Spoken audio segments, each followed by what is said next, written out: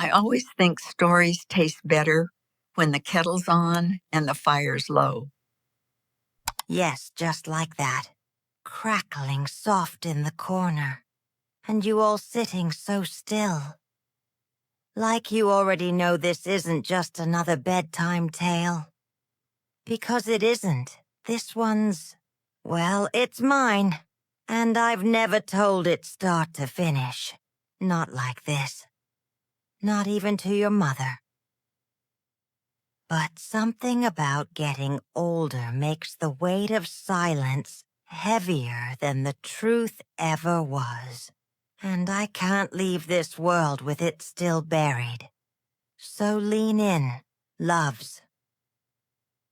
Let me tell you the story of the photograph that broke my family, and the lie that lived in our walls for 50 years.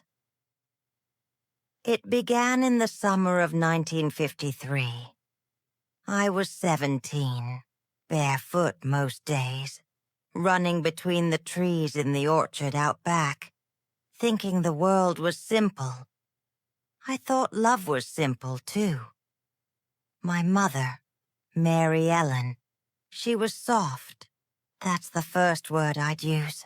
Soft in voice, in movement, in the way she tucked my hair behind my ears. She wore the same perfume every day, lilac and lemon.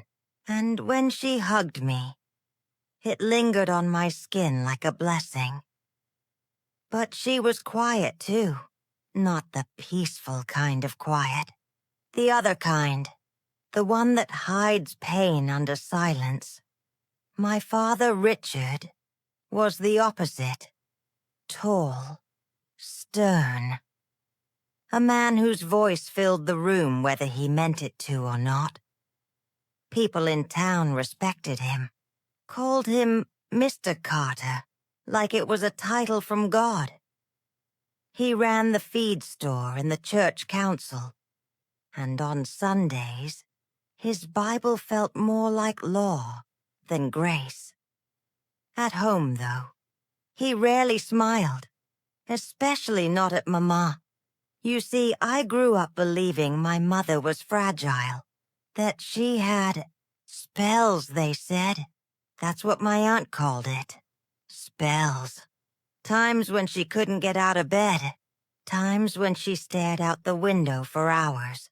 Lips moving to words no one else heard. They'd bring her tea and hush the house. No noise around your mama. My father would say, she's delicate, so I tiptoed. I learned to be quiet, too. I learned to believe that the best way to love someone was to leave them alone. But there were moments, tiny golden moments, when she'd come back to me, like sunlight through broken blinds. She'd sit on the porch and brush my hair, humming some tune I never quite learned. Or she'd read me poetry, her voice trembling but full. And I remember once, just once, she pulled me close and whispered, "There's more than this, Evelyn. Don't let them make you small." I didn't understand what she meant back then. But I do now. She died 2 weeks after my 18th birthday. They said it was her heart, a quiet end. Peaceful. I wasn't allowed to see her in those final hours. They kept me away. My father said it was to protect me. He was always protecting me from things he didn't want me to know. After the funeral, the house grew colder, not just from grief, but from something else, like the truth had left with her. I asked questions, got answers that felt like polished stones, smooth, but too heavy to hold. Your mama wasn't well. She's in a better place. Don't dwell on the past. Child, so I didn't. For years I didn't. I married, had children, became a mother myself, And somewhere along the way, I learned to package up pain like fine china, wrap it in cloth and tuck it away on a high shelf. Until the day I found the photograph. It was almost 20 years later. My father had passed, stroke in his sleep. I came back to the house to help my brother sort through things. The attic was full of dust and memories, and I wasn't looking for anything in particular. Just trying to get through the boxes without letting grief unravel me. But then, in the back of his desk drawer, I found a thin manila envelope. No name, no label, just sealed with a bit of yellowed tape. I opened it, and there she was, my mother, in black and white. But not like I remembered her. She was bruised, her eyes swollen, lips split, her arms crossed tight across her chest, like she was trying to hold herself together. There were more. 4 photographs in total. Different days, same sadness. And then a letter. I can't read it to you. Not because I've forgotten the words, but because I remember them too well. She'd written it to someone. Maybe a doctor, maybe a lawyer, maybe no one at all. In it, she spoke of fear, of being silenced, of things done behind closed doors, of treatment she didn't choose, and the people, her own kin, who stood by and let it happen, including my father, especially him. I sat there in the attic for what felt like hours. The house creaked and settled around me like bones too tired to keep lying, and for the first time in my life, I saw my mother not as fragile, but as silenced, not as broken, but betrayed by her family, by mine, by my own blood. That was the day everything I thought I knew shattered. My childhood, my memories. Even my name felt different on my tongue. Because how do you forgive silence when it was never yours to keep? You could say that day in the attic was the day I lost both my parents. Mama had already been gone 20 years. But that afternoon, I lost the version of her I'd built inside me, and the version of him I'd been told to believe in. After I found that photograph and letter, I sat there staring at them for hours. The air felt heavy, like even the dust didn't want to move. The window was cracked open, and you could hear cicadas humming outside.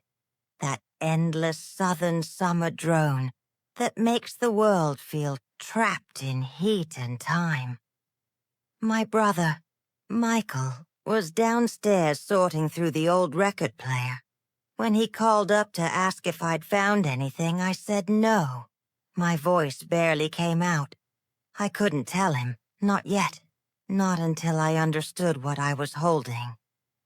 That night, I couldn't sleep. Every time I closed my eyes, I saw my mother's face. Not the gentle one from my childhood, but the one in that photo. Bruised, small, alone. And I kept hearing her voice whispering from memory. Don't let them make you small. I didn't know who them was until then. The next morning, I went to see my Aunt Jo, my father's sister. She was the last of that generation still alive, living in a small white house by the river, with lace curtains and the smell of lavender soap. She looked surprised when she saw me. Well, if it isn't little Evie Carter, she said. using the name no one else had called me since Mama died. I tried to smile, but my lips didn't cooperate. "Aunt Jo," I said, "I need to ask you something about Mama." Her smile faded. "You shouldn't dig up old graves, child," she said softly. "What's done is done." "That's the thing," I said, and my hands were shaking when I placed the envelope on her table. "I found these." When she saw the photographs, her face drained of color. She covered her mouth and whispered something. Maybe a prayer, maybe a curse. For a long while she said nothing, just stared. Then finally she took a long trembling breath and said, "You were never supposed to see those." I remember the sound of the ceiling fan above us, spinning slow, stirring the silence. I remember how the light from the window landed on her face. Soft, sad, old. "What happened to her, Aunt Jo?" I asked. "What did they do to Mama?" She didn't look at me when she answered. "She had an illness, Evelyn. That's what they said. The doctors said it was a nervous disorder. Your father—" She hesitated. "Your father did what he thought was right." "No," I said. "That's not what these show." My voice cracked. I felt heat rising in my throat. "She was hurt, Aunt Jo.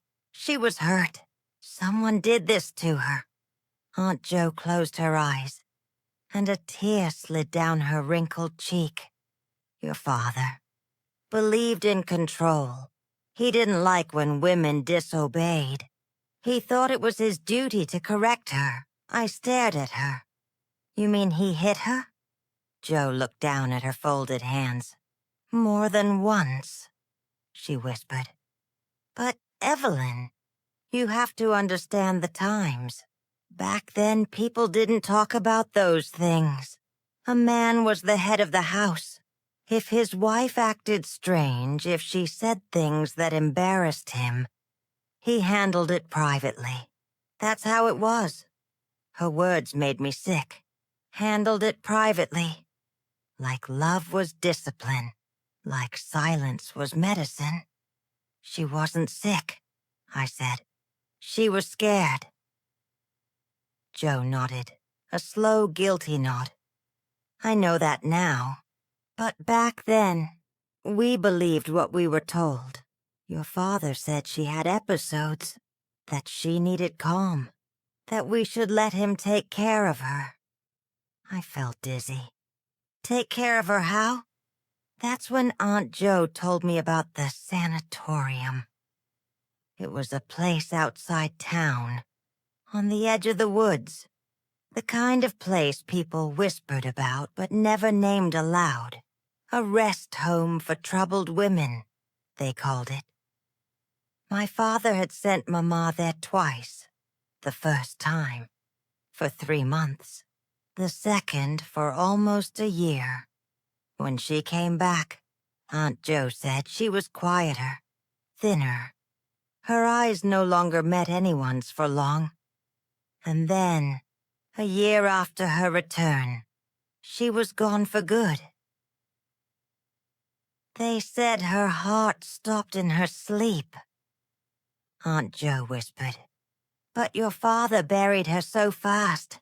None of us saw the body. Just a closed casket and a sermon about peace." I sat there numb. The room felt too bright, too small. My hands trembled so hard that the photograph edges bit into my skin. "He killed her," I said quietly, but Aunt Jo shook her head. "He broke her," she said, "piece by piece, until she couldn't go on." I left her house without saying goodbye. The world outside looked different. The trees didn't look green anymore, just gray. On the drive home, I kept thinking about all the years I'd spent defending my father. All the times I'd told people he was strict but good, that he had done his best. I thought of the Bible verses he quoted about obedience, about wives in silence, about women who tempted men into sin, and I realized those verses had been his shield.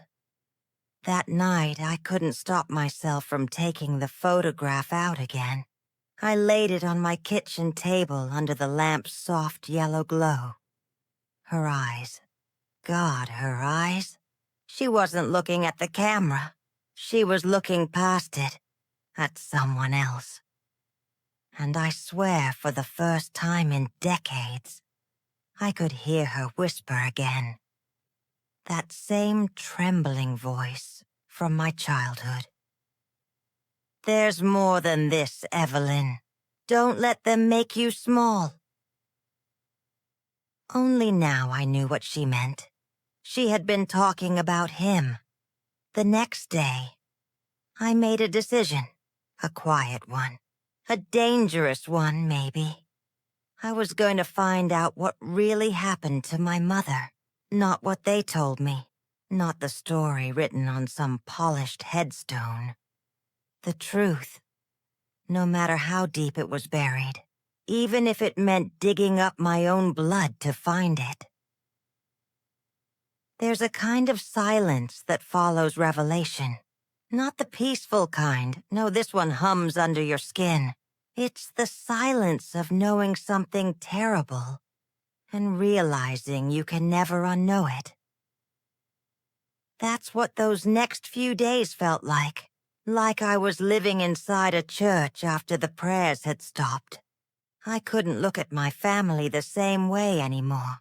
When I called Michael, my brother, to tell him I needed to see him, he sounded cheerful, as if sorting through our father's estate had been some kind of nostalgic trip down memory lane.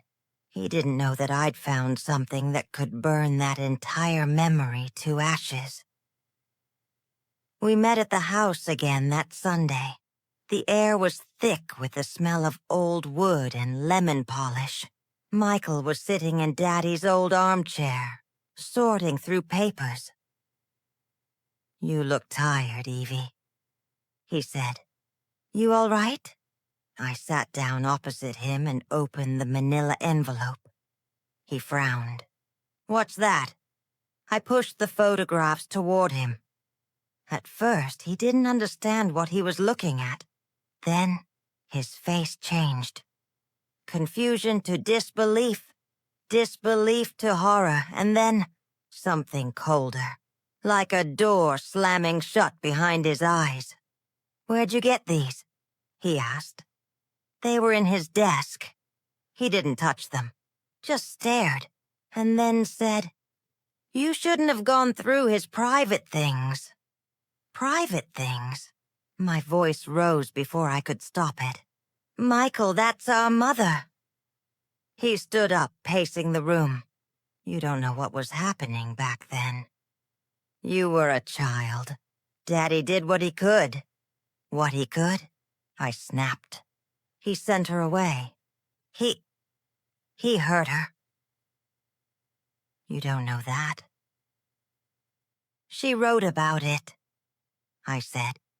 "There's a letter." He turned sharply. "What letter?"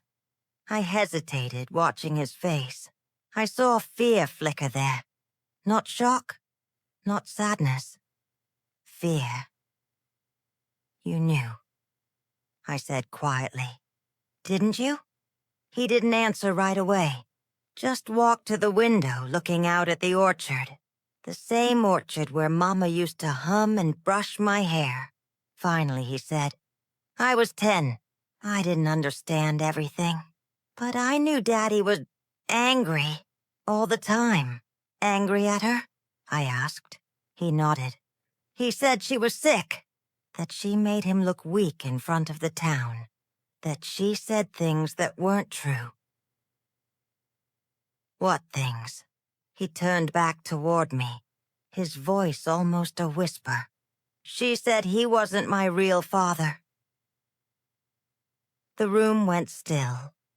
For a moment I thought I'd misheard him, but he looked straight at me, and there was no mistaking it.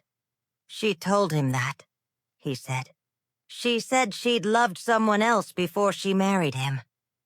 Daddy said she was trying to destroy the family, to make us hate him. He said she was ungrateful, possessed, delusional.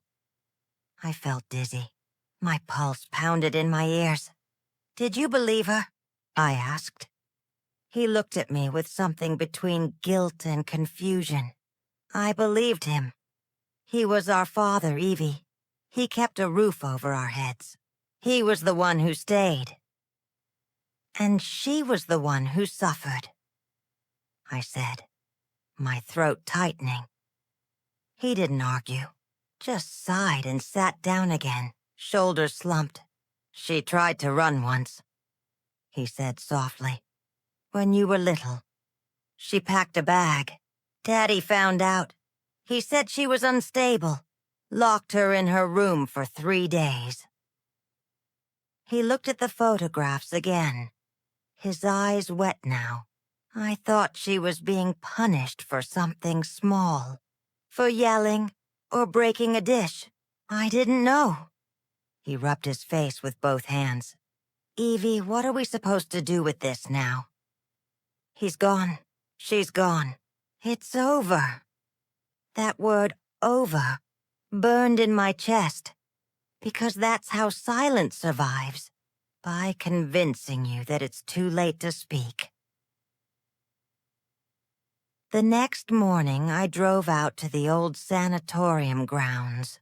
It had been closed for decades, overgrown now, with ivy crawling up its walls and rust eating its gates.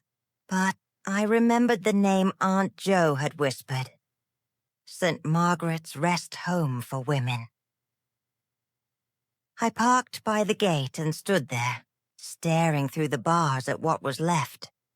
There was a hollow feeling in the air, the kind of stillness that only hangs around places that held too much pain.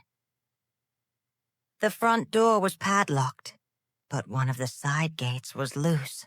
I slipped through. Inside, the building smelled of rot and time. Wallpaper peeling, glass cracked. A bird's nest built on what had once been a chandelier.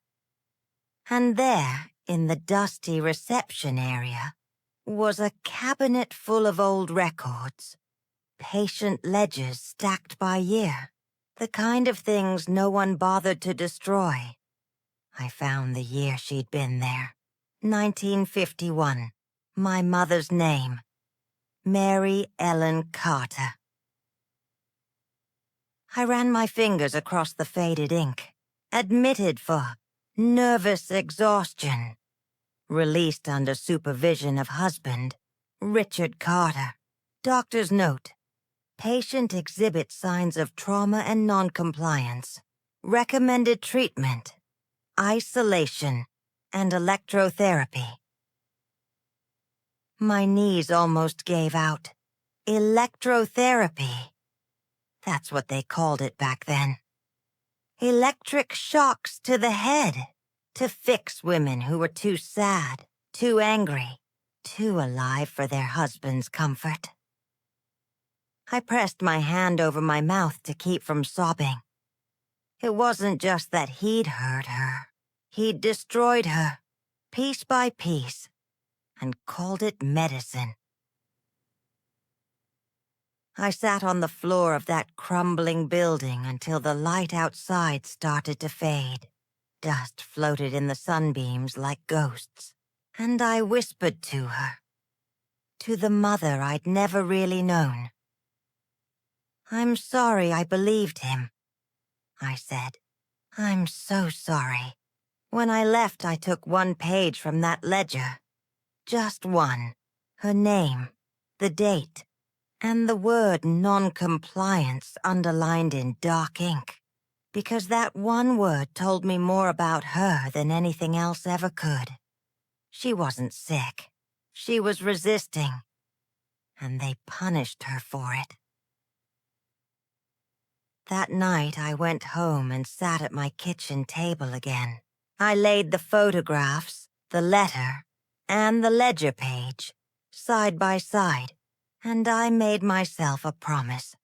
If my mother was erased by their silence, I would bring her back with my voice. No more secrets, no more quiet. It was time the world knew what my family had done, what my own blood had done.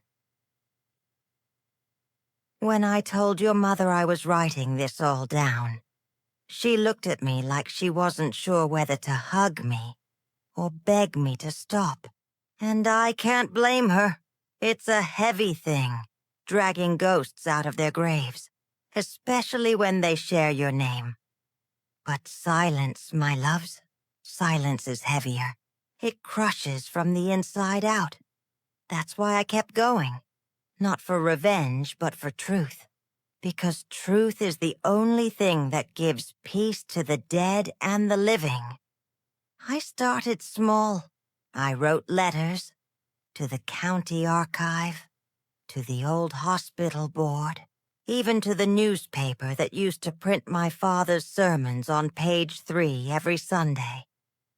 Most didn't answer. Some sent polite little notes. Those records no longer exist. One clerk, though a woman named Ruth, called me directly. She said, "Mrs. Bennett, we have some files from St. Margaret's that were never claimed. They were due to be destroyed this month, but after your letter, I thought you might want to see them first." I drove there the next morning. The folder she gave me was thin, but the pages inside weighed a lifetime. Typed notes, doctor's reports, one faded photograph clipped to the back. My mother sitting in a wooden chair, staring at the floor. Her hair had been cut short. Her wrists were bandaged. Her expression empty. Underneath it, a report. Patient unresponsive during questioning. Shows visible fear toward male staff. Repeatedly requests her daughter. Recommends continued isolation. I remember whispering her name right there in that office. Mary Ellen.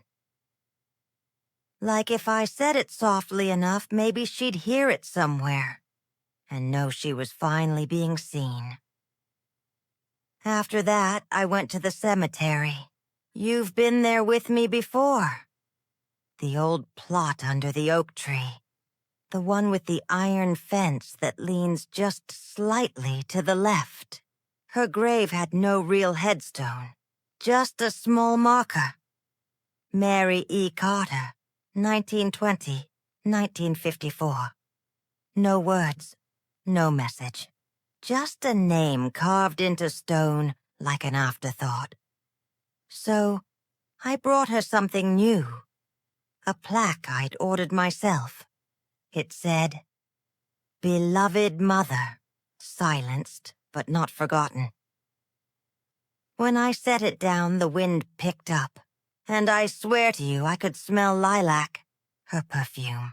After all these years, you might think that's where the story ends. With me finding peace, forgiving the dead, letting the past go. But life's not that neat. A month later, I got a letter from Michael. No greeting, no warmth, just his tight, careful handwriting. "Evie, you've stirred things that were meant to rest. Father was not perfect, but he was our blood. You have no right to shame this family. Burn the papers. Let it die." M.I. read it 3 times, then folded it neatly and placed it in the same envelope as Mama's photographs. Because some silences deserve to be broken, even if it means breaking family. A few weeks after that, Ruth from the archive called again. She said a journalist was doing a story about the history of St. Margaret's and asked if I'd be willing to speak. At first, I said no. I didn't want pity or headlines. But that night, I dreamed of my mother's voice again. There's more than this, Evelyn. Don't let them make you small. So I called Ruth back and said yes. When the article came out, the headline was simple. Women of St. Margaret's, Forgotten Stories of the South. My mother's story was only a small section, a paragraph, maybe two, but her name was there, her truth, her face. One of the photographs I'd given them, the gentle one, before the bruises. For the first time since 1954, she existed again in the public eye, not as a nervous wife or a patient, but as a woman who was wronged and deserved to be remembered. Your mother read the article sitting right here, by the same fire you're looking at now. She cried quietly, then said, "I wish I'd known her." And I told her, "You do, sweetheart. You know her every time you speak your mind. Every time you refuse to be small. The house feels peaceful now. The ghosts don't rattle so much. Sometimes I still take out that photograph. Not the ones of pain, but the one of her at 20, holding baby me in her arms. And I tell her we made it. Mama, they don't get to write our story anymore. You see, that's the real lesson I needed to tell you all tonight. The past doesn't stay buried just because you're scared to dig. It waits. Quietly, patiently, until someone brave enough, or broken enough, decides to open the drawer. And when you do, it hurts. It burns. But then, it heals. I sometimes wonder if my father ever felt regret in his final years. If he knew that the silence he forced on her would one day speak louder than any sermon he ever gave. Maybe that's why his desk drawer was never locked. Maybe some part of him wanted to be found out. If that's true, then he got what he wanted. These days, I tend my garden. Roses mostly. Mama loved them. And every spring when they bloom, I pick one and set it on her grave. Just one, because one truth, like one rose, is enough to change everything. So, my loves, remember this when I'm gone. Family isn't just blood. Family is the ones who choose to listen when the silence finally breaks. And if you ever find yourself holding something that feels too heavy to carry, a secret, a photograph, a truth no one wants to hear, don't hide it away in a drawer. Bring it into the light. That's how we heal the ones who came before us. That's how we save ourselves. She pauses, smiling faintly, eyes glistening in the firelight. Now go on, darlings. The kettle's still warm. And if you listen closely, you can almost hear her humming in the wind outside. My mother, my truth, my own blood.